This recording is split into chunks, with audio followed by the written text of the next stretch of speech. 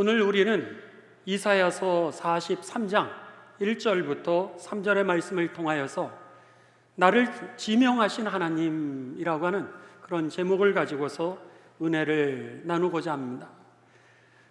이사야서는 여러분 66장으로 되어 있습니다. 성경 전체가 66장으로 되어 있는데 그 성경 전체를 갖다가 다 요약했다, 이렇게 사람들이 이야기할 정도로 이사야서는 그 66권으로 되어 있으면서 창세기부터 요한계시록까지의 내용을 아주 압축하고 있는 그런 내용 중에 하나입니다.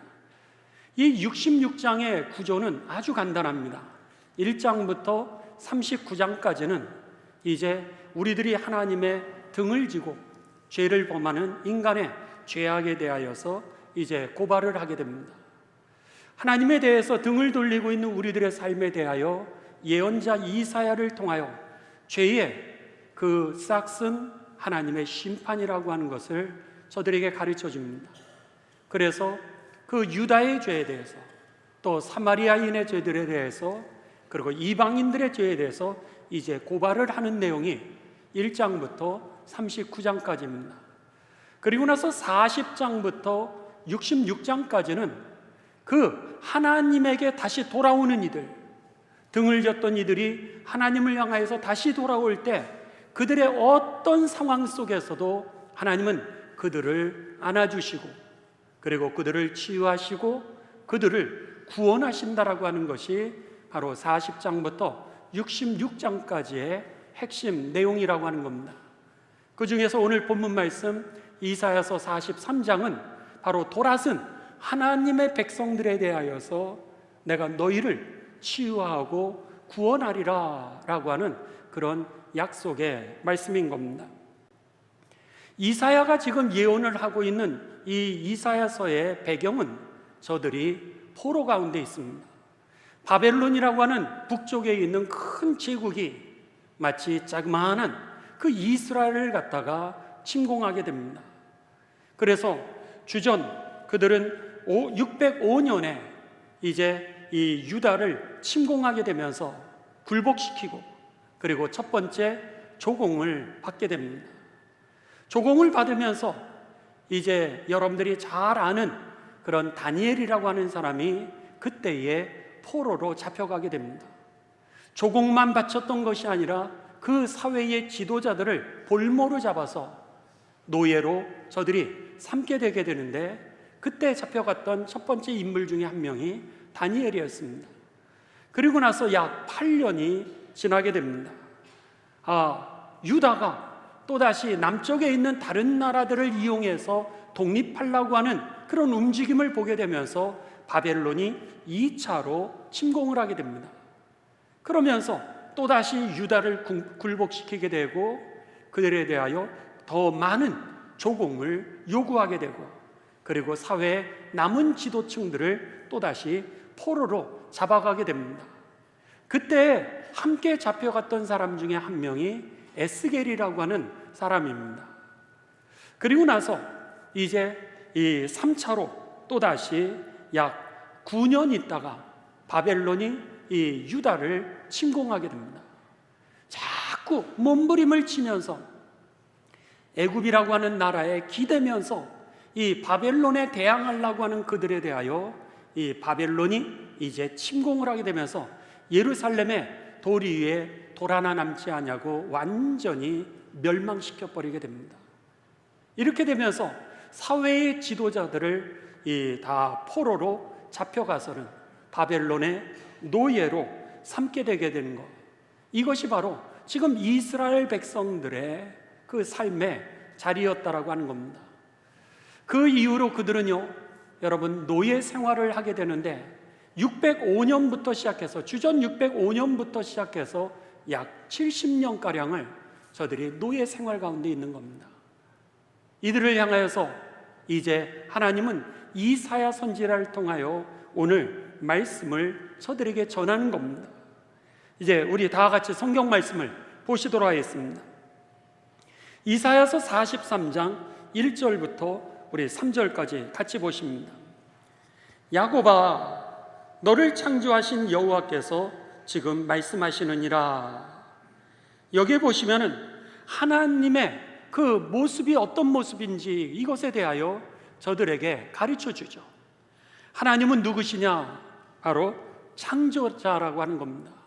창조자라고 하는 것은 우리들의 삶의 주인일 뿐만 아니라 오늘 이 역사를 주관하시는 분이라고 하는 것을 저들에게 가르쳐 줍니다. 내가 너를 창조했어. 내가 너의 삶의 주인이야. 그리고 더 나아가서 오늘 이 역사 내가 이끌고 있는 거야. 이렇게 하나님이 자신이 누구신지를 가르쳐 줍니다. 계속해서 말씀합니다. 이스라엘아, 너를 지으신 이가 말씀하시느니라. 오늘 하나님이 누구시냐면 우리들의 삶을 창조하셨을 뿐만 아니라 내 삶이 오늘 이 자리까지 올 수 있도록 오늘 나를 인도하신 분이라고 그렇게 말씀하고 있는 겁니다. 돌아보면은 내가 이 자리까지 올 수 없었는데 너가 여기까지 어떻게 올 수 있었는지 알아? 내가 인도했던 거야. 내가 도와줬던 거야. 내가 힘을 줬던 거야. 내가 지혜를 줬던 거야. 내가 좋은 사람을 너에게 붙여줘서 다시 일어나서 여기까지 올 수 있었던 거야. 이렇게 하나님께서 지금 말씀하시는 겁니다. 여러분, 오늘 하나님이 누구신지를 알아야 우리들의 믿음이 바로 설 수 있고요. 그리고 그 하나님을 바라보면서 우리들이 믿음 생활을 잘 할 수 있는 겁니다. 저와 여러분이 믿는 그 하나님은 저와 여러분을 창조하신 분이시고요. 이 역사를 주관하시는 분일 뿐만 아니라 오늘 내가 나 될 수 있도록 오늘까지 인도하신 그 하나님이라고 하는 사실을 여러분 기억하시면서 우리가 믿는 그 하나님에 대한 확신이 있게 되시기를 주님의 이름으로 축원합니다. 그 하나님이 지금 말씀하시는 겁니다. 포로 가운데 있습니다. 저들이 좌절과 절망 가운데 있는 이들에게 뭐라고 그러시면 두려워하지 말라는 거예요. 여러분, 지금 이스라엘 백성들은 얼마나 깊은 고뇌 속에 있는지 모릅니다. 저들은요 좌절할 수밖에 없습니다. 살아왔던 집을 잃어버린 상태입니다. 저들이 일했던 직장이 지금 잃어버려져 있습니다. 저들이 예배를 드리던 그 성전을 잃어버린 상태에 있고요. 저들이 살던 그 사회가 도리 위에 돌 하나 남지 아니하고 외세에 의하여서 불타 없어져 있는 그런 상태입니다. 그런데다가 민족 자체가 완전히 해체되어 있는 그 자리에 여러분, 이들이 좌절하지 않겠습니까? 이들이 어찌 절망하지 않을 수 있겠습니까? 어쩌면 모든 것을 포기했을 건지도 모릅니다. 왜냐? 그것도 하루 이틀이 아니라 70년이 되어가니 한 세대를 우리가 30년으로 잡는다면 두 세대가 이미 지나가는 겁니다. 그럼에도 불구하고 여전히 타민족의 그 압제하에서 그리고 노예로 살아가고 있는 이 현실은 이들에게 좌절과 절망과 상처밖에 될 수 없는 그 삶이라고 하는 거죠. 근데 그들을 향하여서 지금 하나님이 뭐라 그랬어요? 내가 너를 지었어. 내가 너의 삶을 인도하고 있으니 너는 오늘 두려워하지 말라는 거예요. 여러분, 받아들일 수 없는데 하나님이 이 이사야를 통하여 이 말씀을 하시는 겁니다. 그러면서 너희가 살아가면서 두려워하지 않아야 될 그 이유에 대하여 이렇게 말씀하십니다. 내가 너를 구속하였고, 여기에 구속이라고 하는 단어는 이제 리뎀션이라고 하는 단어입니다. 그것이 뭐냐면 여러분, 마치 우리가 급하게 돈이 필요했습니다. 돈이 필요해가지고 전당포에 어떤 물건을 맡겼습니다. 물건을 맡겼는데 그 돈을 준비해가지고 이제 돈을 갚고 내가 맡겼던 그 물건을 갖다가 전당포에서 찾아오는 것, 이것을 갖다가 구속, 값을 치르고 되찾아왔다라고 하는 그런 뜻입니다. 그런데 하나님께서 지금 포로 가운데 있는, 고난 가운데 있는 이 백성들에게 뭐라면 너희는 두려워하지 말라. 그 이유는 첫 번째, 내가 너를 구원했다는 거예요. 이미 너의 죄값에 대해서 내가 다 값을 지불하고 너를 갖다가 되찾아왔다는 거예요. 그러니 너는 이제 자유롭게 살려는 거예요. 이제는 해방됐으니 해방된 사람처럼 이제는 평안하게 살아가라고 그렇게 말씀하는 겁니다. 그러면서 뭐라 그래요? 내가 너를 지명하여 불렀나니 너는 내 것이야. 찾아왔으니까 뭐예요? 이제는 너는 내 거야. 이러면서 여기에 내 것이라고 하는 표현은 하나님이 주인 된다라고 하는 겁니다. 내가 너를 책임질 거니까 염려하지 마. 또 주인이라고 하는 표현은 내가 돌본다라고 하는 그런 표현입니다. 그러니까는 여러분, 하나님께서 내가 너의 삶을 책임질 거고 내가 너를 돌보아. 그러니 염려하지 마. 이렇게 말씀하는 겁니다. 여러분, 책을 사시면은요, 이제 우리가 책을 사면 거기에다가 그 책 앞에, 성경책도 그러지 않습니까? 성경책을 사시면 그 앞에 장이규 이렇게 자기 이름을 쓰게 됩니다. 왜냐하면 잃어버릴 수도 있으니까는 혹시나 누군가가 이것을 보면은 이제 이 주인이 장이규구나. 그래서 되찾아 줄 수 있도록 우리가 이 책의 소유는 바로 장이규입니다 라고 하기 위해서, 알려주기 위해서 거기다 이름을 쓰는 것. 이것을 갖다가 요한계시록에서는 뭐라 그러냐면 거기에 인쳤다, 도장을 찍었다. 독일어는 게프렉트, 거기에 도장을 찍었다라고 하는 표현입니다. 그러니까 너는 이 책은 내 것이야, 내 소유야. 그러니 내가 이 책을 보관할 거고 이 책을 내가 돌볼 거고 내가 아끼는 거야. 그런 표현이 바로 이 인을 쳤다, 그런 뜻인데, 내가 지명하여 너를 불렀다는 거예요. 그래서 너를 갖다가 값을 치르고 이제는 내 거로 되찾아왔으니 너는 내 소유야. 내가 너 책임질 테니 걱정하지 말고 내가 너를 돌볼 터이니 염려하지 마. 이렇게 하나님이 말씀하시는 겁니다. 그리고 나서는 2절에 네가 물 가운데로 지날 때에도 내가 함께 할 것이라. 강을 건널 때 물이 너를 침몰하지 못할 것이며 내가 불 가운데로 지날 때에 타지도 아니할 것이요 그 불꽃이 너를 불사르지도 못하도록 내가 할 거야. 이렇게 말씀하시는 거예요. 여기에 물이 뭐죠? 여러분, 물이 인생의 장애물입니다. 불이 뭐죠? 바로 인생의 걸림돌이라고 하는 겁니다. 강이 뭐죠? 우리들의 삶을 가로막는 그런, 여러분, 담과 같은 현실일 수도 있을 겁니다. 그런데 하나님이 그 얘기를 하시는 거예요. 너의 삶 속에 때로는 장애물이 있어. 그게 물일 수도 있고 강일 수도 있고 마치 너를 불살라 죽일 것 같은 그런 불일 수도 있어. 그런데 염려하지 마. 오늘 내가 물 가운데로 지날 때 내가 함께 할 거야. 함께 한다는 표현이 뭐죠? 오늘 우리 시원성가대가 찬양을 해주신 것처럼 내가 너의 손을 붙들고 함께 갈 거야. 어린애가 물을 지나갈 때, 이렇게 개울을 건널 때 물을 잡아줌으로 인하여 넘어지지 않도록 하나님이 하신다는 거예요. 네가 강을 건널 때 그 강이 너를 범람하지 못하도록 내가 너를 보호해 줄 거야. 네 길을 인도할 거야. 돌아가게 하든지 아니면 뚫고 가게 하든지 내가 오늘 안전할 테니 염려하지 마. 이렇게 말씀하고 계신 겁니다. 불 가운데 지나 그 불이 너를 잡아먹지 못할 거야.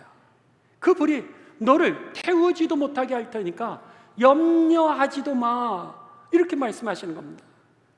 여러분, 신기하죠? 지금 이스라엘 백성들은 포로의 노예로 사는 겁니다. 짐승처럼 지금 살고 있는데, 짐승처럼 살고 있는 이 현실에 하나님께서 이미 내가 너를 구원하여서 값을 지불해서 이미 너를 내 자녀로 내가 삼았으니 이제는 염려하지 않아도 돼. 하나님의 나라가 이미 네 안에 있어. 이렇게 말씀하시는 겁니다. 여러분, 이해하기 힘들죠? 내가 노예 같은 삶에서, 그런데 하나님은 이미 우리를 구원하셨고 하나님의 나라를 여러분에게 예비해 놓으셨음을 기억하시면서 이제는 여러분의 장애물과 같은 삶 가운데 속에서도 하나님이 이루신 그 일을 기억하시면서 자유하고 평안하고 해방되게 되시기를 주님의 이름으로 축원합니다. 바로 오늘 이 이사야를 통하여서 포로된 이스라엘 백성들에게 주시는 하나님의 약속이 이 시간 저와 여러분에게 주시는 하나님의 약속으로 들려지시기를 바랍니다. 여러분, 성경은요 창세기부터 요한계시록까지의 그 내용을 우리가 하나로 이렇게 꿰뚫어 보는 그 방법론 중에 하나가 뭐냐면 성경은 온통 하나님의 약속으로 되어 있다고 하는 겁니다. 이것을 언약신앙이라고 합니다. 그래서 하나님께서는 하나님의 백성들에게 어떻게 하나님의 나라를 이루어 가시냐면 그들에게 약속을 먼저 하시는 거예요. 그러면은 하나님의 백성들은 하나님이 약속하신 그 약속을 딱 붙잡았을 때 신기하게도 하나님의 역사가 그들 가운데 속에서 성취되는 사건들을 기록한 것이 바로 성경의 역사라고 하는 겁니다. 이게 바로 창세기부터 요한계시록까지의 내용입니다. 한번 여러분 생각해 보십시오. 아브라함을 생각해 보시죠. 아브라함은 이제 하나님을 잘 모르는 사람이었습니다. 그랬는데 창세기 12장 1절에서 3절에 보면 하나님이 밑도 끝도 없이 아브라함을 부르시면서 이렇게 말씀하십니다. 한번 나를 믿어봐. 그리고 나를 따라서 한번 길을 가봐. 그러면 내가 너로 하여금 복의 근원이 되게 할 거고 네 가문을 축복하게 될 거고 네 자녀들을 통하여서 모든 열방이 복을 받게 할 거야.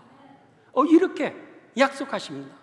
그런데 신기하게도요 아브라함이 그 하나님의 약속을 붙들고 그리고 따라갑니다. 그리고 나서 그의 가문 전체가 아브라함 한 명이었는데 이스라엘의 큰 민족이 되는 하나님의 축복의 그 약속이 성취되는 것이 구약 전체의 내용이었다고 하는 겁니다. 그뿐입니까? 여러분, 다윗에게도 하나님이 약속합니다. 네가 오늘 내 약속을 믿고 그것을 따르며 그럼 너의 왕위가 영원할 거야. 그리고 너의 그 하나님의 나라가 내 가문을 통하여서 이루어지게 될 거야. 이렇게 다윗에게 약속하는 겁니다. 다윗은요 여러분 그냥 농사하는 사람이었습니다. 양을 치는 목동일 뿐이었습니다. 그런데 그럼 별 볼 일 없다라고 생각했던 그의 삶 가운데 하나님이 약속을 하시는 거예요. 그런데 그 약속을 붙들고 다윗이 따라가는 거예요. 그 길을 따라가는 거예요. 그랬는데 그를 통하여서 나라가 살아나게 되고요, 그를 통하여 메시아가 탄생하게 되고요, 그를 통하여 만민이 구원을 얻게 되는 복이 임하게 되었다라고 하는 거죠. 성경 전체는 하나님의 약속의 언약 신앙으로 처음부터 끝까지 이어가고 있다라고 하는 겁니다. 그뿐이 아닙니다. 최초의 인간으로 아담과 하와가 나옵니다. 그들이 하나님의 약속을 어기고 범죄하게 됩니다. 그랬는데도 불구하고 하나님께서는 창세기 3장 15절에 보게 되면 범죄한 그들, 심판을 두려워하는 그들에게 하나님이 이렇게 약속하십니다. 뱀은 너의 발 뒤꿈치를 물을 수는 있지만 염려하지 마. 너는 그 뱀의 머리를 밟아 너가 승리하게 될 거야. 사탄은 내 발 뒤꿈치를 잡을 수 있었지만은 오늘 너는 그 사탄의 머리를 짓밟고 반드시 승리할 거야. 그 약속이 오늘 최초의 인간, 범죄한 인간 아담과 하와에게 주셨던 약속이었던 거예요. 그리고 나서 하나님은 그들에게 옷을 지어 입히셨던 겁니다. 그 약속을 따라갔던 그 후손들이요, 여러분 오늘 사탄의 그 권세를 이기고 오늘 구원을 이루게 되는 축복의 그 스토리가 바로 그 사건들의 기록이 성경 아닙니까? 요한계시록에 보면 그 사탄이 지옥으로 들어가게 됩니다. 예수 그리스도를 통하여서 오늘 사탄은 여러분 머리가 밟히게 되고 예수님을 믿는 모든 사람들은 천국에 들어가게 되는 그 약속의 성취가 요한계시록의 내용이었던 겁니다. 그뿐입니까? 노아도 마찬가지였습니다. 수없이 많은 사람들이, 인간들이 죄를 짓게 되면서 하나님이 물로 심판하시죠. 노아의 홍수 사건입니다. 그런데 하나님께서 그 홍수로 인류를 멸망시키는 심판 가운데 속에서도 노아에게 어떻게 약속하시죠? 무지개를 보여주시는 거예요. 무지개를 보여주시면서 내가 너의 삶을 통하여서 생육하고 번성하게 하고 충만하게 그렇게 만들 거야. 하나님이 그 약속을 지금 심판받는 그 홍수 가운데 속에서도 노아에게 하셨는데 그 노아를 통하여 열방이 일어나게 되고요, 그리고 하나님의 복이 대대손손에 이어간 사건이 바로 구약과 신약의 내용이었다라고 하는 겁니다. 그렇습니다. 믿음은요, 여러분, 하나님의 약속을 단단하게 붙드는 겁니다. 그리고 하나님은 그 약속을 이루시는 거죠. 그래서 히브리서 11장 1절을 보면 믿음은 바라는 것의 실상이요 보지 못하는 것의 증거니라. 다른 말로 쉽게 얘기하면 믿음이라고 하는 것은 오늘 보이지는 않지만 너가 바라는 그 약속들, 그것을 잡는 거, 그게 믿음이야. 나머지는 하나님이 하실 거야. 이렇게 말씀하고 있는 겁니다. 오늘 지금 이스라엘 백성들에게 그 말씀을 하시는 거예요. 포로 가운데 있습니다. 집도 잃었고요, 직장도 잃었고, 교회도 잃었고, 그리고 저들의 사회도 잃고 민족조차도 다 잃어있는 좌절과 절망의 현실에 이사야를 통하여서 하나님이 이 약속을 하시는 거예요. 염려하지 마. 내가 너를 창조하였고 오늘까지 이 역사를 인도하는 이가 나니까 이미 내가 너를 구원했어. 너는 이미 내 소유가 됐으니까 내가 책임질 테니까 염려하지 마. 이렇게 저들에게 약속을 하고 계시는 겁니다. 여러분, 오늘 이 약속이 바로 우리들에게 주시는 약속이죠. 여러분의 가정이 여러분 괴로운 가운데 있습니까? 여러분의 직장이 여러분 힘든 가운데 있습니까? 여러분의 그 자녀들이 지금 허덕이고 있고 때로는 방황하고 있습니까? 여러분, 이 사회가 정말 어떻게 될 건가 이렇게 염려하고 계십니까? 염려하지 마시 바랍니다. 염려하지 마. 두려워하지 마. 내가 이 역사를 인도하고 있으니 내가 너를 창조했잖아. 그렇다면 무에서 유를 창조할 테니 염려하지 말라고 하시는 그 하나님의 약속이 저와 여러분에게 이 아침에 들려주셔서 예수님의 이름으로 일어나게 되시기를 주님의 이름으로 축원합니다. 여기 보시면 3절입니다. 3절, 하나님께서 대전하는 여호와 하나님이야. 하나님이요? 이스라엘 백성들이 믿지를 못하는 거예요. 믿지를 못하니까 하나님의 명함을 주시기를 시작합니다. 하나님의 이름을 알려주시는 거예요. 아니, 죄인이 어떻게 감히 하나님의 이름을 부르겠습니까? 그런데도 불구하고 하나님이 이름표를 꺼내서 명함을 꺼내가지고 내 이름이 뭔지 알아? 여호와야. 여호와라고 하는 것을 야훼 혹은 여호와 이렇게 표현합니다. 여러분, 우리가 다른 사람에게 명함을 줄 때 거기에 여러분의 직분이 있지 않습니까? 어느 회사에서 일하고 내가 어디에서 살고 내 전화번호를 준다라고 하는 얘기는 확실한 거야. 이 표현을 할 때 여러분이 명함을 주시는데 지금 하나님이 믿지를 못하니까 오늘 이스라엘 백성들에게 명함을 주시는 겁니다. 내 이름이 뭔지 알아? 여호와야. 그러면서 나를 갖다가 이제 오픈을 하시는 거예요. 한번 인터넷 뒤져봐. 한번 이 전화번호 걸어봐. 아니, 이 주소로 한번 사무실을 와봐. 이러면서 하나님이 누구신지를 확인하도록 그렇게 보증을 하고 계시는 겁니다. 그러면서 이제 하나님이 내가 하고 있는 사역들을 갖다가 그들에게 알려주시죠. 스펙을 얘기해 주시는 겁니다. 이름을 가르쳐주고 그리고 내가 가지고 있는 스펙을 갖다가 세밀하게 이렇게 말씀해 주십니다. 이스라엘의 나는 여호와 하나님의 이름을 가르쳐 주면서 네 하나님이야. 여기에 하나님이라고 하는 단어는 여러분 로드라고 하는 그런 단어입니다. 그러니까 뭐예요? 내가 너의 삶의 주인이야. 내가 너를 책임지는 사람이야. 내가 너를 먹이는 사람이야. 내가 너를 보호하는 그런 주인이야. 이렇게 말씀하십니다.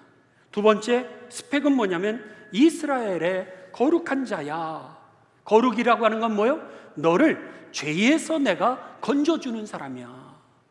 너를 죄짓게 하는 그 사탄으로부터 내가 너로 하여금 이기게 하는 자야.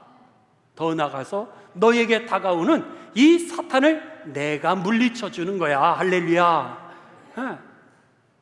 지금 하나님이 하나님의 스펙을 갖다가 가르쳐 주는 겁니다. 그러기에 염려하지 말라고 하는 겁니다. 그리고 세 번째 스펙을 가르쳐 주시는데 뭐라 그래요? 너희의 구원자야. 구원이라고 하는 단어가 뭐예요? 너를 내가 건져주는 사람이야. 우리가 웅덩이에 빠졌을 때 하나님이 우리를 건져주시고, 구원이라고 하는 이 단어, 이 독일어는 하일이라고 하는 단어입니다. 구원하다. 근데 이 단어는 치유하다라고 하는 단어예요. 너를 웅덩이에서 꺼냈는데 그동안 웅덩이 속에 빠질 때라든지 거기 있을 때 너가 얼마나 상처를 많이 받았어. 그걸 내가 치유하는 사람이야. 내가 치유하는 자야. 그러면서 하나님이 하나님의 이름을 가르쳐 주시고 스펙을 이제 저들에게 이 말씀을 해 주시는 거예요. 그러면서 오늘 내가 너를 구속하였고, 그런데 너를 구속하는 게 어떻게 구속하냐면 너를 내가 애굽을 너의 속량물로. 애굽이 뭐죠?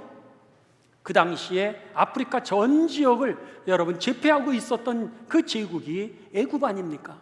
근데 너 하나를 내가 속량하기 위해서 전당포에서 너를 갖다가 되찾아오기 위해서 애굽이라고 하는 나라를 내가 값을 치르고 포기했다는 거예요. 내가 도대체 뭔데? 하나님은요, 나 하나를 구원하기 위하여서 애굽이라고 하는 전 제국을 갖다가 그 많은 사람들을 내가 포기하고 너 하나를 내가 건진 거야. 이렇게 말씀하시는 거예요. 내가 지명하여 너를 불렀나니 너는 내 것이라고 하는 것이 바로 그런 표현이었던 겁니다. 그뿐 아니라 구스, 스바를 대신해서 그 사람들을 주고 너를 갖다가 구해냈던 거야. 여기에 구스라고 하는 것은 당시 아프리카 지역의 제일 부자 나라 중에 하나였던 것이 에티오피아였습니다. 그런데 구스라고 하는 나라가 바로 에티오피아예요. 내가 너 하나를 구원하기 위해서, 너 하나를 속량하기 위해서, 값을 지불하기 위해서 그렇게 금도 많고 보화도 많고 은도 많았던 이 에티오피아 나라조차도 내가 포기한 거야. 왜? 너 하나를 오기 위해서. 여기에 스바라고 하는 나라는 애굽의 통치하는 식민지 중에 하나가 스바라고 하는 나라였습니다. 애굽이라고 하는 나라와 동일한 의미였던 거예요. 여러분, 오늘 하나님께서 내가 도대체 뭔데 나 하나를 구원하기 위하여서 애굽 전체와 그 에티오피아 나라 전체를 하나님이 포기하고 우리를 구원하셨겠습니까? 내가 그렇게 중요한 거예요. 내가 그렇게 중요하니까 오늘 하나님은 우리를 그렇게 다른 것들 다 포기하고 나 하나를 세우셨다라고 하는 것을 여러분 기억하시면서 오늘 어려운 가운데 있어도, 오늘 우리들에게 시험이 있어도, 환난이 있어도 오늘 성가대 찬양해 주신 것처럼 주님 나와 함께 계셔서 내 손을 잡고 가고 계심을 기억하시면서 오늘 하나님의 그 크신 은혜 기뻐하고 즐거워하게 되시기를 주님의 이름으로 축원합니다. 여러분이 결코 작지 않다라고 하는 거예요. 여러분이 얼마나 중요했으면 여러분의 가정에 있어서 여러분이 하나님의 여러분의 해답이었던 거예요. 여러분이 살아야 여러분의 가정이 살기 때문에, 여러분의 직장에 여러분이 하나님의 해답이었던 겁니다. 여러분이 살면 직장이 사는 거요. 우리 교회에 여러분이 제일로 중요했던 거요. 여러분 한 사람이 살면은 오늘 교회가 살아나는 거니까.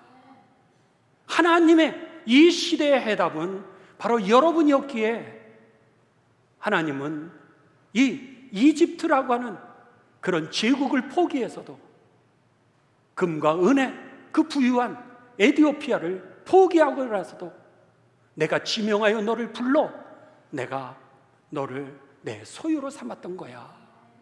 그렇게 말씀하셨던 거죠. 여러분, 제가 유학하고 있었을 그 시기입니다. 유학하고 있었을 때 이제 미국에 약 200만 정도가 이민으로 가고 유학으로 가셔서 거기에서 이제 살고 있었습니다. 이 이민을 제일 많이 가 있는 지역은 어디였냐면 LA였습니다. LA, 샌프란시스코 지역을 합해가지고 이민 가고 유학 가 있는 사람을 합해서 약 100만을 잡았습니다. 그리고 나서 이제 거기에 절반, 약 50만이 어디 살고 있었냐면 뉴욕과 뉴저지, 거기에서 살고 있었습니다.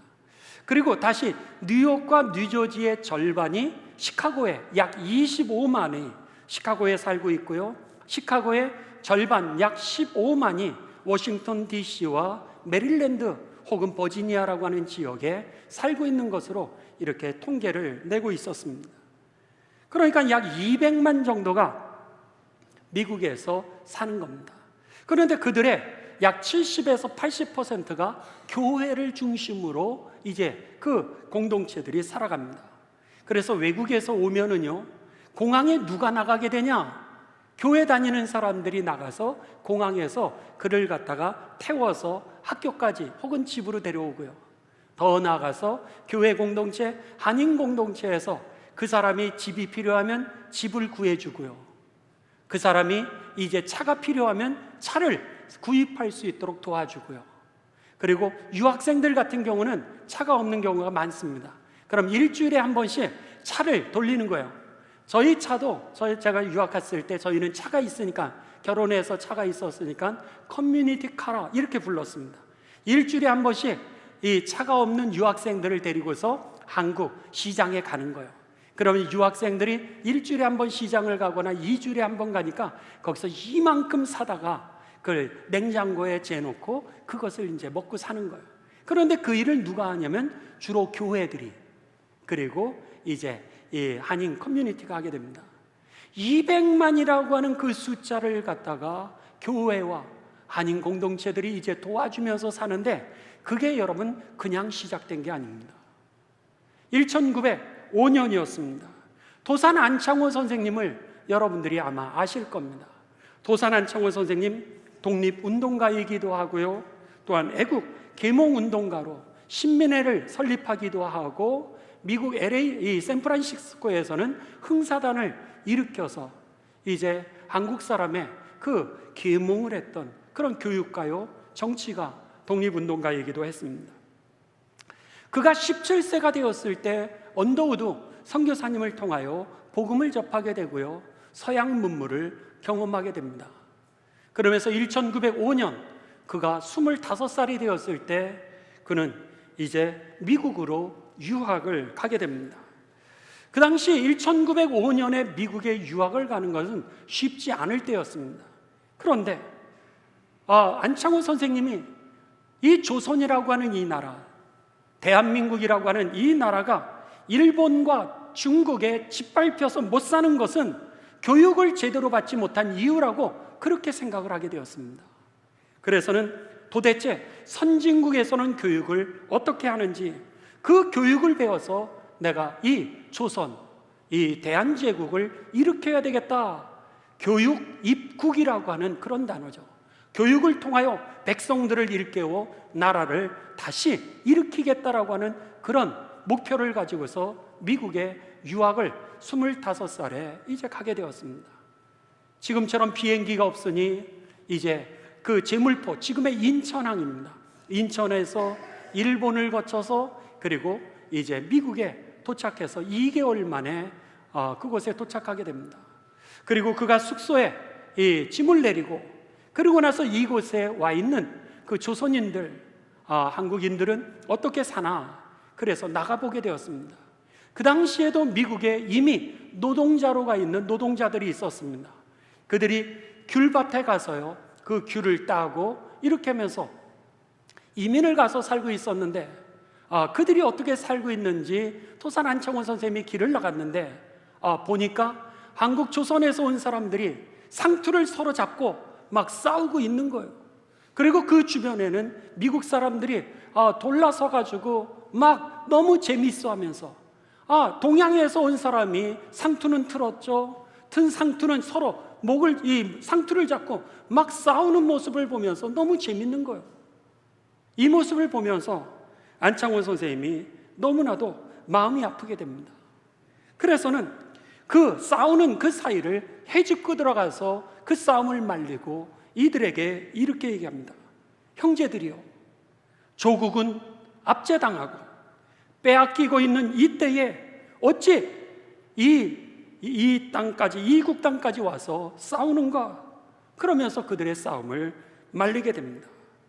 미국 사람들, 구경하던 사람들이 더 이상 재미가 없게 되니까 뿔뿔이 흩어지게 됩니다. 물어봅니다. 당신들이 왜 싸우게 되었냐고. 알고 봤더니 둘 다 인삼장수였다는 거예요. 그래서는 길을 하나를 두고 이쪽에서 인삼을 팔고 길 저편에서 인삼을 파는데, 양쪽에서 길 하나를 놓고 인삼을 파니 고객들이 겹치지 않겠습니까? 그러다 보니까 내 고객을 네가 뺏어갔다라 그래서 내 구역을 갖다가 침범해서 네가 장사한다라 그래가지고 둘이서 싸움이 붙었던 겁니다. 그 사건을 경험하면서 안창원 선생님이 내가 먼저 교육을 배우고 교육 박사가 되면 무엇을 하겠느냐? 그보다도 먼저 내가 우리 동포들의 생활을 먼저 일깨우도록 내가 이것을 돕고 이끌어야지, 내가 이들을 돕고 이끌지도 못하면서 교육학 박사학위는 받아서 무엇을 하겠느냐? 그러면서 그가 유학에 가서 그 학위 과정을 내려놓게 됩니다. 학위 과정을 내려놓으면서 그 다음부터 뭘 하게 되냐면 조선 사람들을 찾아다니면서 저들의 집이 이제 더러워져 있으면 페인트 칠해주기를 시작합니다. 저들의 잔디밭에 일하냐고 너무 지쳐가지고 잡초를 캐지 못하고 베지 못했으면 저들의 풀을 깎아주기를 시작합니다. 외국 사람들은 커튼을 치면서 자기의 삶의 보장을, 이제 프라이버시를 갖다 지키면서 살아가는데, 가난해가지고 살지 못하는 조선 사람들을 향하여서 그가 커튼을 달아주기를 시작합니다. 지극정성으로 그가 이렇게 생활을 도와주고 그리고 지도를 하기를 시작합니다. 어느 날은 마약을 하고 그리고 이제 쓰러져 있는 동포를 발견하게 되죠. 그랬을 때 그가 자그마한 자기 집으로 마약에 의해서 쓰러져 있는 그 형제를 업고 오게 됩니다. 여러분, 얼마나 어려운 삶이겠습니까? 그런데도 불구하고 안창원 선생님이 자기의 단칸방으로 그를 갖다가 이제 업고 와서 씻겨주고요, 정성스럽게 그를 간호합니다. 마약이 여러분 끊을 수가 있겠습니까? 어렵죠. 근데도 불구하고 오늘 씻겨주고 정성스럽게 그를 간호하면서요, 그에게 이렇게 얘기했다고 합니다. 동포요, 우리는 일본의 짓밟혀 나라를 잃어가는 백성인데 조국의 독립을 위해 일을 해야지 이렇게 아편에 빠져서 살아가면 되겠느냐? 그러면서 그를 갖다가 설득하면서 지성으로 그를 치료해 주게 됩니다. 그런데요, 그가 그의 정성에 감탄하면서 마약을 끊게 됩니다. 그리고 나서 직장을 가지게 되고, 직장을 가지면서 그가 벌었던 돈의 50%를 도산 안창원 선생님이 독립운동에서 죽을 때까지 이분이 50%의 독립자금을 댔다는 거예요. 할렐루야. 대단하죠. 한 사람의 삶이 한 인생을 마약의 그 중독으로부터 해방을 시켰을 뿐만 아니라 나라를 살리는 독립운동가로 그의 삶을 바꾸었다라고 하는 겁니다. 저와 여러분이 얼마나 중요한지 모릅니다. 여러분의 가정이 어쩌면 아편에 빠져서 마약 빠져서 무기력한 가정이 될 수 있지만 여러분이 살아나면은 여러분의 가정이 살아나게 될 줄을 믿습니다. 하나님의 대안이 여러분이었기에 오늘 하나님은 애굽을 내어주소래도 오늘 여러분을 구속했던 것이죠. 여러분, 하루는 도산 안창호 선생님이 LA에 있을 때였습니다. 이제 LA에서 조선 사람들 그리고 이 대한 사람들이 거기서 귤밭에서 일을 하는 거예요. 노동을 한 겁니다. 그런데 한국 사람들이 거기서 일을 하면서요, 일당을 받게 되면은 나가서 대한민국이 이렇게 됐으니 그러니 그들이 그 일당을 받으면 나가서 술 먹는 거예요. 또 옛날에 여러분 우리가 선비들이 노름하지 않았습니까? 그런 것처럼 이들이 돈만 일당만 받으면 술 먹고 노름을 하고 다 탕진하는 거예요. 그러니 여러분 조선 사람들이 이 귤밭에서 일할 때 성실할 수가 없죠. 그러니까는 미국 사람들이 조선 사람들을 갖다가 노동자로 고용을 하면서 그들은 인정하지 않고 그 감독관을 누구를 세웠냐면 일본 사람을 세웠던 거예요. 조선 사람은 노동하고 일본 사람은 감독하고 미국 사람은 지주가 되어서 이제 농장을 운영하고 있었던 겁니다. 안창호 선생이요, 조선 사람들을 찾아다니는 거예요. 찾아다니면서 그들의 집에 페인팅을 칠해주고 잡초를 깎아주고 그리고 커튼을 달아주면서 동포요, 동포요 그러면서 저들을 일깨우기를 시작합니다. 조선 사람들이 달라지기를 시작했습니다. 어느 날 이 노동자 중에 한 명에게 그 미국 주인이 그렇게 얘기를 하더는 거예요. 너희 본국에서 지도자가 왔냐? 그러면서 물으니까는 이 조선 노동자가 뭐라 그랬냐면, 왜 그러시죠? 내가 코리안 커뮤니티에 조선 사람들이 변하는 것을 보니까 아마도 지도자가 온 것 같은데 누가 왔냐? 이렇게 묻더라는 거예요. 그랬더니 그 노동자가 이야기하기를 미스터 안이라고 하는 사람이 왔습니다. 이렇게 얘기를 하는 거예요. 그러니까 그 농장 주인이 미스터 안이라고 하는 사람을 좀 만나게 해줘라. 이래서는 도산 안창호 선생을 이제 이 미국 사람 지주와 만나게 했습니다. 만나보니까 여러분 26살 먹은 청년이었어요. 대단한 지도자가 온 줄 알았는데 26살 먹었던 그 지도자라고 했던 젊은이가 오게 된 것을 보고 깜짝 놀라게 됩니다. 그러면서 이제 그하고 이야기하는 가운데 감동을 받게 됩니다. 당신이 오늘 조선 사람의 지도자요? 이랬더니 안창호 선생님이 뭐라 그러냐면, 저는 지도자가 아니라 심부름꾼입니다.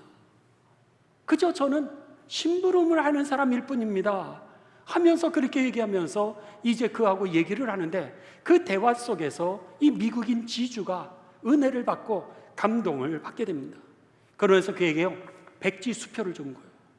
백지수표를 내주면서 뭐라 그랬냐면, 당신이 하는 일을 내가 돕고 싶으니 당신이 쓰고 싶은 만큼 쓰시오. 그러면서 그 백지수표를 주더랍니다. 그러자 도산 안창호 선생님이 그러지 마시고 한인사회에 회관이 필요합니다. 회관을 지을 수 있도록 1만 달러, 지금의 1천만 원입니다. 그 당시에 돈으로 한다면 여러분 더 1억, 10억이 될 수도 있겠죠. 한인 회관을 지을 필요가 있으니 오늘 그 돈만 빌려주시고 1만 달러만 빌려주시고 그러면은 그 이후에 우리가 갚겠습니다. 이렇게 이야기를 했습니다. 그리고 나서 그 지주가 그에게 1만 달러를 빌려주게 됩니다. 빌려주면서 이 돈으로 당신은 무엇을 하려고 하시오? 이렇게 물으니까 우리가 그 회관을 짓고 나면 밤이면 모여서 영어 공부를 하고 주일이면 예배를 드리고 우리 조국의 독립을 위해서 그리고 마음을 모으고 그리고 이곳에서 노동하면서 지친 코리안 사람들을 쉬게 하는 쉼터로 만들려고 합니다. 이 주인이 감동받아서 이제 1만 달러를 빌려주게 됩니다. 그리고 나서 그 이후에 노동자들을 도산 안창원 선생님이 일깨우기를 시작하는데 여러분 그 빌린 돈을 1개월 만에 다 갚았다는 거예요. 할렐루야죠. 1개월 만에 그 1만 달러를 다 갚게 되면서 거기에서 이 코리안들을 쉼을 주고 미국 사회의 주류 사회로 들어가게 하고 미국 사회에서 이제는 이 대한민국을 도울 수 있는 사람들, 인재들로 키우기를 시작했던 것이 바로 도산 안창원 선생님 한 분을 통하여서 지금 200만 중에 70%, 80%가 모두 다 교회를 통하여서 도움을 받고 그렇게 생활하는 공동체로 변화됐다고 하는 것이죠. 그렇습니다. 여러분 한 사람이 그렇게 컸던 거예요. 하나님 나라의 미래였고 여러분이 하나님 나라의 대안이었던 겁니다. 여러분이 가정에 살면은 가정이 하나님의 나라를 회복하게 되어 있고, 왜? 이미 하나님은 우리를 통하여서 구원해 주셨으니까.